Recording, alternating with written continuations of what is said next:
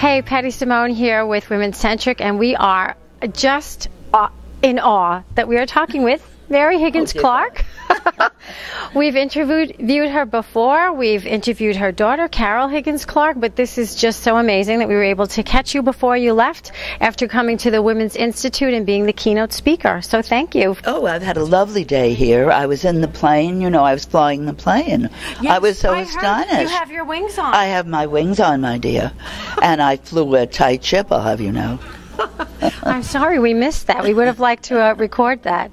So tell us a little bit about the book that you were signing today, and then I hear you're working on another one. You put all of us to shame. I'm never going to be able to stop working. Well, no, truly, I write because I love to write. And people say, when are you going to quit? And I say, but why should I quit? The only thing I would do is quit publishing if I thought I couldn't tell a good story.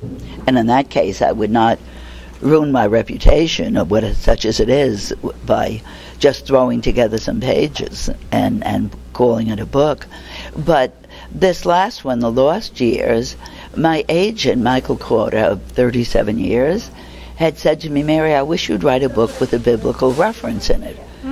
And he said, how about Christ wrote a letter to someone? And I said, Michael, you must be out of your mind.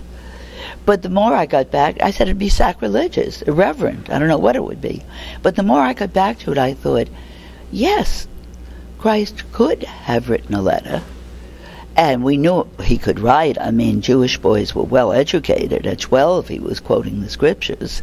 And I thought, who would he write to? And Joseph of Arimathea was a secret disciple who had the courage to go to Pilate and request the body for his tomb. Right. I thought, suppose toward the end of his life, knowing what was coming, Christ had written a simple letter to Joseph saying, thank you for your kindness.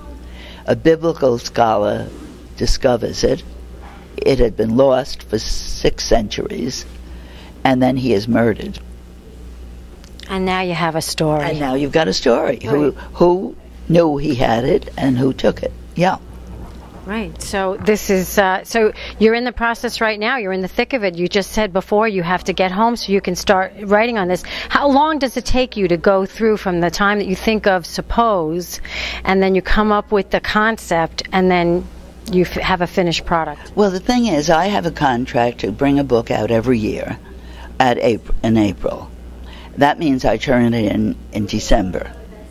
So I am kind of always writing. By the time I finish it and turn it in, I don't want to look at the computer for a while. Right. And then, of course, I do publicity. By April, I'm working on the book. And there are many false starts. It's not as though you sit and, you know, the Holy Spirit is telling you what to say. Right. Do I like this person? Do I not like this person? The Lost Years I threw out after 4 months of work because I said this should not be written in the first person, and started all over again. And now, here we go. Here's the effort of the redo. Yeah, number one Right. on the Times. Yes, of course. So, oh my gosh. Well, you shared some information today during your keynote that if I was to look over the whole bit of it, it was just persistence. You had so much persistence. You had how many rejection letters with the first book? The first short story was 40 rejections. Yeah. And so what if you had given up at 38, right? So I could not give up. Right. This is what I said. To be a writer, you have to have, obviously, talent. You have to have the desire to write. And the ones who become professional have the need to write. They will write. They will write the second or the third or the fourth book until they start to get noticed. And yes, some don't, but that doesn't mean they're going to stop writing. They're going to try. So even if it's something that just, you know, clears you, I don't know if you want to say clears your soul or clears your mind, it's very therapeutic, obviously. Whether you get published or not, there is a value and a benefit to writing. Oh, there's a value and benefit. And the other thing that I tell older people especially, write the story of your own life. It is so inexpensive to publish, and get a cover for it, and really it looks like a book. But can you imagine how it is if you could present to your family, your grandchildren, this is the way it was when Grandpa and I started out. And my grandchildren prefer my memoir, Kitchen Privileges, to any of my other books, because they found out about their great-grandparents' life in those days, and they love that book. And I think anyone who says, I want to write, especially an older person, I want to write, I would love to write, tell the story of your life.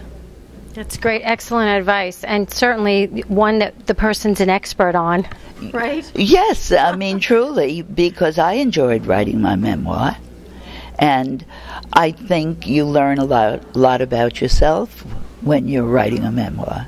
Right. Well, thank you again so much for taking the time to chat with us, and best of luck with your next novel. I can't wait till it comes out so we can read it. I really like it. I mean, now I'm at the point where I like what I'm doing with this book. But for 4 months I was thinking, I don't think this is working. And I think that every book.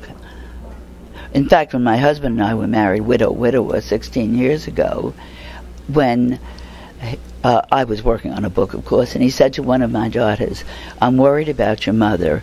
She said, the new book is useless. You might as well throw it out the window. The characters are ridiculous.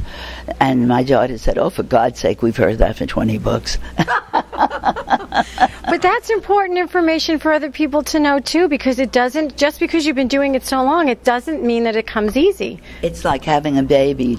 The fact you have healthy babies will not guarantee you a healthy baby. You do everything you can. You know, if you're pregnant, of course, you don't drink and you don't smoke, and you do the exercises and eat the proper foods. Do everything you can to have a healthy baby. Right. You do everything you can to have a healthy book.